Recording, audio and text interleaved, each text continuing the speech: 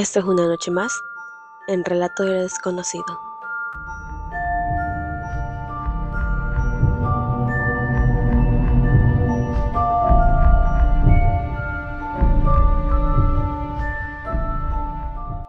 Esta historia que voy a contar a continuación se llama El Ritual del Chivo. En una región muy apartada, un niño tuvo un accidente donde al parecer se golpeó internamente porque quedó en cama, no despertaba, pero respiraba. Los padres sabían que no podían llevarlo a la ciudad, aunque tenían buenos recursos económicos, pero al no saber qué fracturas tenía, era imposible moverlo, y por allí no había nadie que pudiera atenderlo, ya que la región era bastante alejada. Pero alguien les dijo que había una mujer que podía curarlo, una bruja. No tenían de otra, decidieron ir donde aquella mujer a que los atendiera. Desde que entraron, el hombre se sintió escéptico de los conocimientos de aquella, ya que era una choza sucia y maloliente. Él fue a quien habló y le comentó lo que había pasado con su hijo, pero le advirtió desde entonces que él no creía en aquellas cosas y que estaba allí solo porque su esposa se lo había pedido, y no había más nadie quien pudiera atender a su hijo. La bruja le dijo que no se preocupara, que eso pasaba mucho, que las personas no creían hasta ver lo que sucedía, pero en sus ojos, dirían ellos después, se veía una chispa de odio por lo que él había dicho, como si se hubiera vendido al decir que no creía en aquellas cosas. La mujer dijo que subiría a ver al niño al otro día por la tarde, ya cayendo la noche, y efectivamente así lo hizo. Lo miró un rato, puso su oído en la nariz para sentir si respiraba bien, puso sus manos en los oídos y después en pies y cabeza, como si lo estuviese midiendo. Les dijo que para curarlo necesitaban un riego con el cual se debería bañar al niño, y les dijo algunas plantas, pero le dio medidas exactas de cómo se deberían de hacer, advirtiéndoles que tenían que hacerse al pie de la letra y que apuntaran lo que le iba a decir por qué, o si no, ellos asumirían las consecuencias. El hombre incrédulo le dijo que como un baño podía salvar a su pequeño, que no le iba a dar nada de tomar, que no lo iba a revisar sus movimientos. Ella le dijo que si quería que trabajara y salvara a su hijo tenía que creer. Otra cosa que pedía era poner una vela negra a cada lado de la cama del niño. Y por último, después de que hubieran hecho esto por 7 días, debían conseguir un chivo, matarlo y darle a beber la sangre. El resto de la carne del chivo enterrarla lo más profundo posible. Los padres desesperados decidieron que harían lo que fuera por salvar a su pequeño. Todo lo que había dicho era fácil de conseguir, pero como aquel lugar era bastante alejado y habían pocos pobladores, lo del chivo sí que iba a ser difícil. Al final, les dijeron que en el alto salían algunos pastores y allí tal vez podían conseguirle un chivo. El hombre se madrugó una vez muy temprano, ya que decía que ellos estaban en el alto un rato y después volvían a irse de allí con su ganado. Al llegar, le dijo al hombre que necesitaba un chivo. Él le dijo que no era tan fácil, que si le daba un tiempo, en 2 o 3 días lo traería. Tiempo exacto más o menos para los 7 días que necesitaba. Pero antes de esto, el hombre le dijo que para qué lo necesitaba, el chivo. El padre del niño no le pareció muy prudente que este hombre le preguntara esas cosas, pero como lo necesitaba sí o sí, le contó lo que estaba pasando. El hombre se quedó serio un momento y después le dijo: ¿Usted quiere salvar a su hijo o lo quiere en un ritual de brujería muerto? El padre se ofendió y quiso atacar al hombre que le vendía el chivo. Este le dijo que lo entendía, pero que lo que estaba haciendo era un ritual para acabar con la vida del niño y, por ende, ofrecérselo a la brujería. Eso era lo que estaban haciendo con él. Él se sorprendió de lo que aquel le decía y le dijo que se marchara a casa. Aún así, el pastor le dijo que si seguía necesitando el chivo, que igual él se lo podía conseguir. El padre del niño le dijo que no, que ya no. Fue a su casa y le contó a su esposa lo que le había contado aquel personaje. No sabían qué hacer, estaban asustados, preocupados por lo que estaban haciendo con su pequeño. Estaban en una discusión cuando pasó un hombre a las afueras y tocó la puerta. Al abrirla estaban molestos por lo que estaba pasando y llegar alguien a interrumpirlos en ese momento, el hombre vestía todo de gris y un gran sombrero. Sin decirles nada les dijo: yo soy lo que están viviendo y puedo ayudarlos. ¿Cómo así? ¿De qué está hablando?, le dijo. Sí, yo sé de la enfermedad del niño, también de la bruja que quería robarse su alma. Ellos se sorprendieron de saber que aquel hombre tenía conocimiento de lo que ellos estaban viviendo. Preguntaron los padres cómo podía él ayudarla. El hombre simplemente pidió ver al niño y estando en la habitación del niño dijo que quitaran todo lo que la bruja había dicho. Puso la mano sobre la cabeza, una fracción de segundos después, pidió un vaso de agua, se lo bebió y se marchó. Pero el padre preocupado le dijo: ¿eso ya es todo? Dijo: sí, no se preocupe, muy pronto verán la mejoría. Efectivamente, 2 días después el niño reaccionó y empezó a tener movimientos y a hablar. 15 días habían pasado cuando ya el niño podía levantarse de la cama. En un mes ya caminaba y era un niño completamente sano. Preguntaron a los pobladores quién era aquel hombre y si era un médico, era un sanador o un brujo. Nadie supo darle razón de quién era, nadie le había visto antes y por descripción no era nadie conocido de la región. ¿Quién era aquel hombre? Nunca lo supieron, pero salvó al niño. Después de lo vivido decidieron marcharse de aquella región porque sabían que la bruja, la que había intentado robarse el alma de su pequeño, vivía por allí y en cualquier momento podía volver a intentarlo, porque al padre no se le salía a la cabeza que el accidente que había tenido el pequeño también era por culpa de aquella mujer.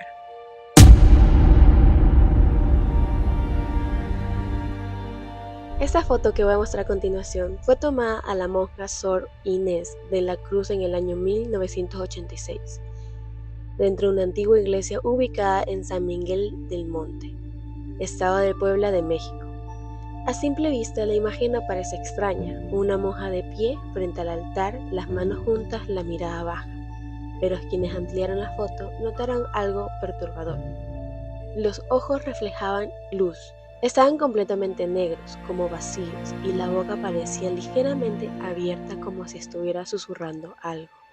Sor Inés llevaba semanas comportándose de manera extraña. Hablaba sola en latín, se despertaba a la madrugada gritando y aseguraba que alguien la observaba desde el campanario. Las otras monjas decían que su sombra se movía incluso cuando estaba quieta. La noche en la que tomó la foto, el sacerdote escuchó golpes violentos dentro de la iglesia cerrada. Al entrar, encontró a Sor Inés frente al altar inmóvil. La cámara captó la imagen justo cuando ella levantó la cabeza. Minutos después, Sor Inés cayó al suelo convulsionando. Durante el exorcismo, una voz grave habló a través de ella, diciendo que ese cuerpo ya no le pertenecía. El demonio nunca fue expulsado. Sor Inés fue trasladada a un lugar desconocido y la iglesia cerró sus puertas poco después. Pero lo más aterrador no es la historia, es lo que muchos aseguran ver en la foto hoy.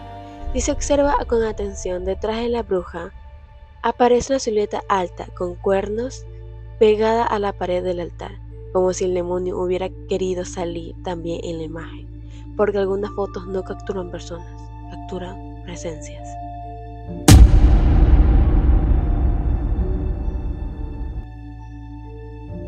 ¿Ustedes saben lo que es un mausoleo? Yo tengo mis dudas. Hace unos días tuve que madrugar. Mi patrón pasaría por mí a las 5 de la mañana. Teníamos que entregar un trabajo antes de la 1 p.m. Los compañeros nos organizamos para que el patrón tuviera una ruta corta al pasar por nosotros. Yo caminé aproximadamente 4 cuadras a las 4:30 de la mañana. Los esperaría en un parque. No paso seguido por ese lugar. Al fondo del parque, en un rincón, está un templo. A un costado hay unas puertas de cristal. En la parte superior dice: Mausoleo Divina Gracia. Las luces del interior estaban encendidas. Se alcanzaba a ver una recepción. Me pareció como una funeraria. Yo estaba sentado en una banca cerca de la avenida principal, en el extremo contrario donde estaba el mausoleo. Pensé: ¿qué es un mausoleo? Saqué mi teléfono y lo busqué. Según esto, es una especie de tumba en donde se guardan los restos de una o varias personas que en vida fueron importantes. ¿Quién estaría allí? ¿Realmente había sido importante? Lo que me generó más dudas era que por qué había una persona sentada detrás de un escritorio en la recepción. ¿Quién podría entrar allí o salir a esa hora? Mi pregunta tuvo respuestas unos minutos después. Comenzaron a salir personas del mausoleo, usaban túnicas y capuchas de color negro. Lo que me generó un escalofrío por toda la espalda fue que había personas muy pequeñas, serían enanos o niños, y sobresalía una demasiado alta, pasaba los 2 metros. La diferencia de tamaño como las personas de estatura promedio era muy notoria. No había mucha luz en la parte donde me encontraba y un árbol me alcanzaba a medio cubrir. Todas aquellas personas avanzaron unos pasos y entraron al templo. Lo que me dejó pálido fue que las 2 últimas llevaban arrastrando a un hombre. Parecía inconsciente porque su cabeza iba colgando. Lo sujetaban de brazos y piernas y se dejaban llevar sin oponer la menor resistencia. Mi corazón latía a 1000 por hora. Vi a distancia las luces de un vehículo. Era mi patrón. Encendió sus intermitentes y se detuvo delante de mí. Me levanté y caminé lo más rápido que pude. Antes de entrar, eché un último vistazo y noté cómo la persona que estaba en recepción se levantó y corrió hacia las puertas de cristal. Las abrió y estiró el cuello para tratar de identificarnos. En el camino le conté todo a mis compañeros, pero por la hora, el sueño y la obligación de trabajar no me pusieron mucha atención. Sin embargo, yo continué con la duda de qué es un mausoleo, qué hacen en esos lugares y sobre todo, ¿me habrán visto? ¿Sabrán quién soy?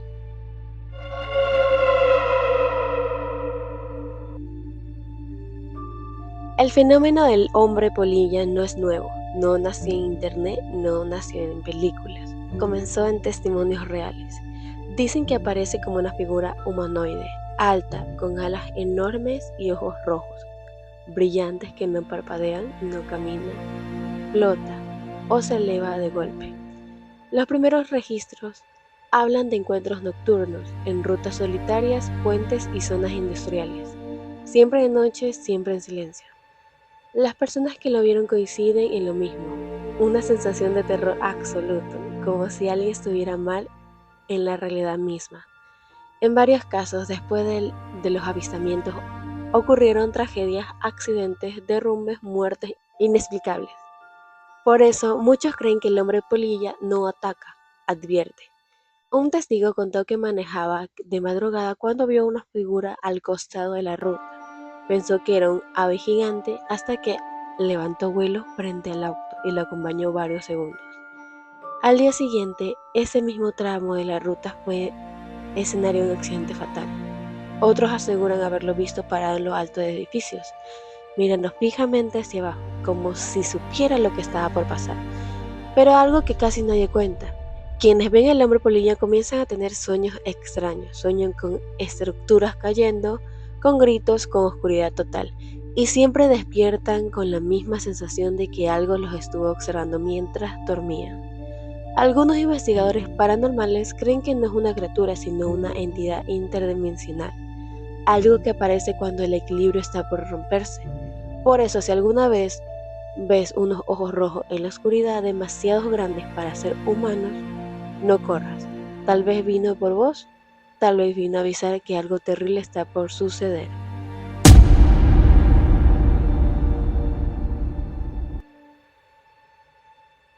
Esa noche buena no hubo cenas, villancico y mucho menos risas para mí. Me tocaba quedarme sola en la casa del rancho para cuidar los animales mientras mi familia viajó al pueblo. Decían que era tranquilo, que no pasaba nada, pero desde temprano el aire se sintió distinto, frío, demasiado silencioso. Encendí una fogata en el patio y me senté a escuchar el viento entre los mezquites. A lo lejos sonaban cohetes y campanas, como si la Navidad estuviera ocurriendo en otro mundo, uno al que yo no pertenecía esa noche. A medianoche los perros comenzaron a gemir. No ladraban, gemían, como si algo les obligara a quedarse callados. Fui por la linterna y caminé hacia los corrales. Cada paso se sentía pesado, y el sueño crujía bajo mis botas, como si caminara sobre huesos secos. Entonces pude escuchar a una mujer cantando un villancico muy despacio, casi susurrando.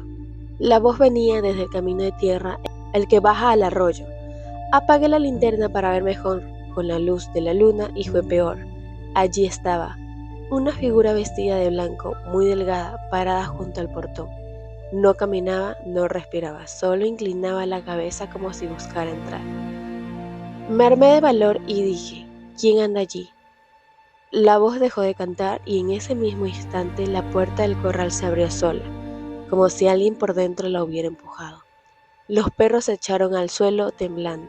Yo retrocedí y la vi más claro. Tenía el rostro desfigurado, como lleno de cicatrices. Escuché su voz ahora justo a mi lado, pero sus labios no se movían. En Nochebuena nadie debe quedarse solo. Sentí un frío que me atravesó el pecho. Corrí hacia la casa, cerré con llave y aún así escuché los pasos rondeando las paredes. 1, 2, 3 vueltas.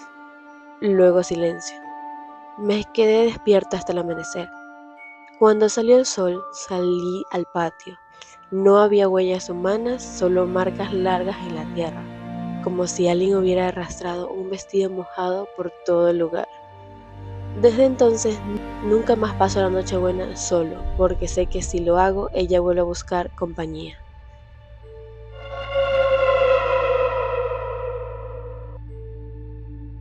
Esta ha sido una noche más de Relatos de los Desconocidos. Si tú tienes una historia extremadamente paranormal, no te olvides de ponerlo en los comentarios o escribir en este Gmail que voy a poner a continuación. Nos vemos en la próxima. Buenas noches.